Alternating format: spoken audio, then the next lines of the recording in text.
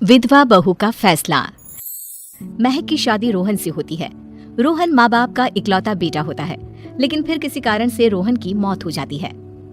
बेटा महक, तेरे आगे इतनी बड़ी जिंदगी है, फिर बच्चों की भी जिम्मेदारी।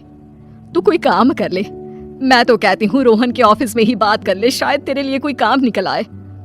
हाँ माँ जी, मैं भी यही सोच रही थी, लेकिन कैसे बात करूँ, किससे बात करूँ, कुछ समझ में नहीं आ रहा। अब वो क्या नाम था रोहन का जो दोस्त हुआ करता था, पहले तो बड़ा आता था हमारे घर। राकेश की बात कर रहे हैं? पर वो तो रोहन के बाद से कभी आया ही नहीं, पता नहीं कहाँ है वो। आया था, एक नहीं कई बार आया था, लेकिन मैंने बाहर से ही भेज दिया। घर के अंदर झांकता रहता था, मुझे ठीक नहीं लगा। अरे आपको तो पता नहीं क्या ठीक लगता है और क्या नहीं। उसका नंबर है मेरे पास, मैं आज ही फोन करती हूँ। सास राकेश को फोन लगाती है और शाम को घर आने का न्योता दे देती है। अरे आंटी, ओहो भाग्य हमारे कि आपने घर बुलाया। मैं तो कई बार आया, लास्ट टाइम तो अंकल से मुलाकात भी हो गई थी। हाँ, वो हम लोगों को निकलना था ना कहीं उस वक्त। अरे छोड़ो ना बेटा, बोलो क्या लोगे? आपकी बहू। क्या बकवास कर रहे हो राकेश?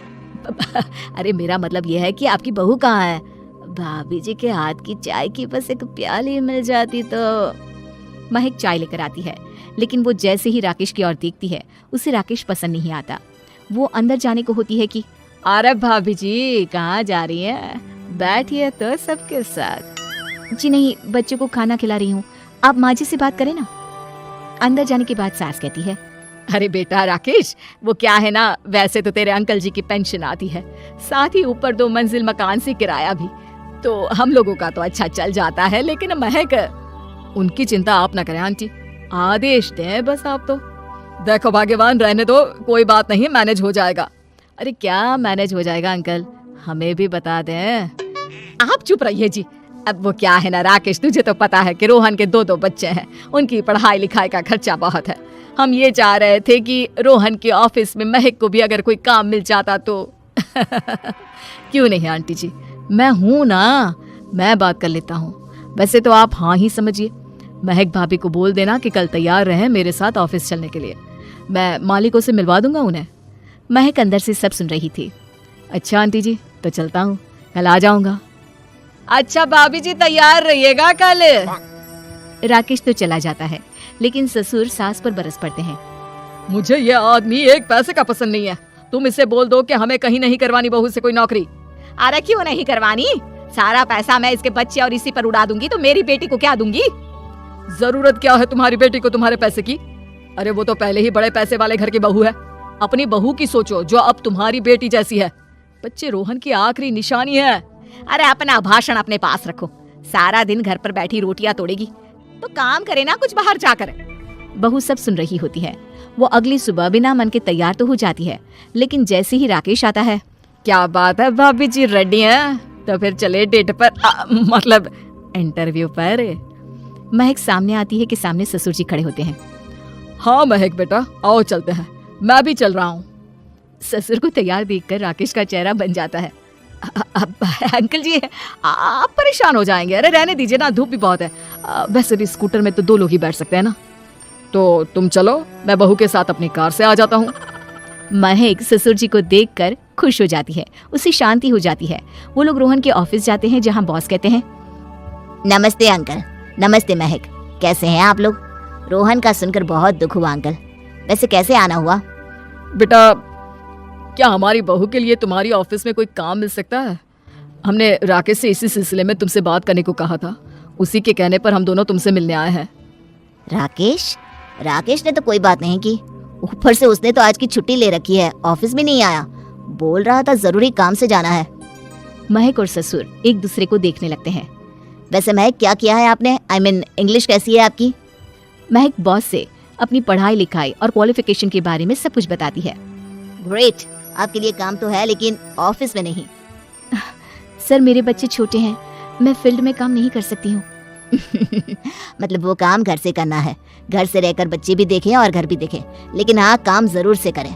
वो काम डाटा एंट्री का है, तो जब भी वक्त मिले काम करें, और इसके हम आपको अच्छे पैसे भी देंगे। महक बॉस की बात सुनकर खुश हो जाती है, उन्हें थैंक्स बोलकर घर आ जाती है। किसके साथ भेज रही थी तुम महक को? अरे वो कमीना, उसने तो ऑफिस से छुट्टी ले रखी थी, बात भी नहीं की थी उसने बॉस से बहू के काम के लिए। वो तो अच्छा हुआ कि मैं साथ में चला गया। हाँ हाँ ठीक है, नौकरी मिल गई ना, इतना ही काफी है। समय बीतता है और एक दिन फिर दरवाजे पर दस्तक होती है। घर पर कोई नहीं था। महक दरवाजा खोलती है, देखती है तो सामने है राकेश। नमस्ते भाभी जी। नमस्ते। घर पर कोई नहीं है, आप कल आइएगा।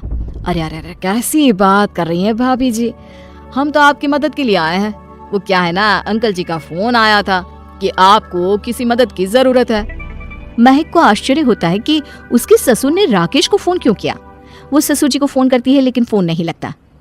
नहीं, हम लोगों को किसी भी चीज की जरूरत नहीं है, आप जा सकते हैं। अच्छा, एक कप चाय तो पिला दीजिए। महक चाय लेकर आती है। चाय पीने के बाद, रोहन मेरा बहुत अच्छा दोस्त था। उसने मुझसे कहा था कि वो रहे ना रहे, उसके घर वालों का, खास करके आपका ख्याल मुझे ही रखना है। तो मैं कल फिर आऊंगा भाभी जी। नहीं, माता पिताजी है नहीं, वो 4-5 दिन बाद आएंगे। आप उन लोगों के आने के बाद ही आइएगा। मुझे ये सब ठीक नहीं लगता। अरे छोड़िए ना भाभी जी, लोगों का तो काम है कहना। मेरा मतलब है वो तो बोलते ही रहेंगे। आता हूँ मैं कल। महक को अब गुस्सा आ जाता है। हमेशा शांत और मधुर बोलने वाली महक पहली बार जिंदगी में फैसला लेती है और फैसला होता है राकेश को सबक सिखाने का। बड़े बेशर्म है आप। किसने कहा आपको कि आप आए? अरे भैया, साफ साफ बोला ना कि नहीं जरूरत है किसी की मदद की। मैं अकेले सक्षम हूँ अपना घर संभालने के लिए। आज आखिरी बार बोल रही हूँ, इस घर की तरफ आंख उठाकर भी देखा ना तो देख लेना, वरना पुलिस के हवाले कर दूंगी। निकलो यहाँ से या धक्के मार कर निकालूं। पुलिस का नाम सुनते ही राकेश वहाँ से 9-2-11 हो जाता है और महक को अपने फैसले पर गर्व होता है।